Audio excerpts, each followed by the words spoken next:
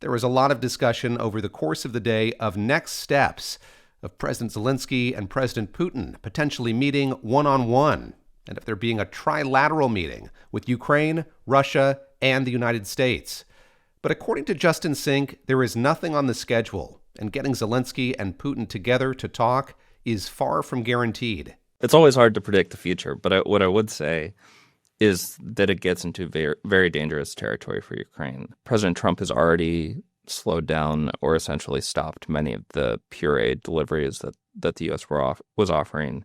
In moments of frustration, he's cut off some of the intelligence sharing. If Trump feels that Ukraine was the impediment to the talks going forward, it's a moment of peril for Ukraine. The alternate is we have seen Trump increasingly frustrated with Putin throughout this process. He said he thought this was going to be the easiest war to broker. He said in a hot mic moment at yesterday's summit that he thought, as crazy as it sounded, Putin was really sincere about trying to strike a deal with him. And if he feels that Putin was stringing him along, if he feels that Putin was lying to him and in fact has sort of embarrassed him as a president who has largely defended outreach and conversation with Russia, then it's possible that we could see the U.S.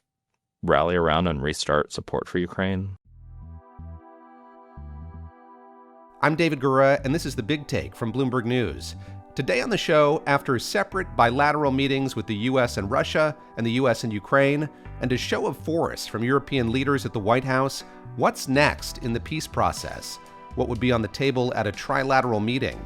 And what a peace deal would mean for Ukraine and Europe as a whole?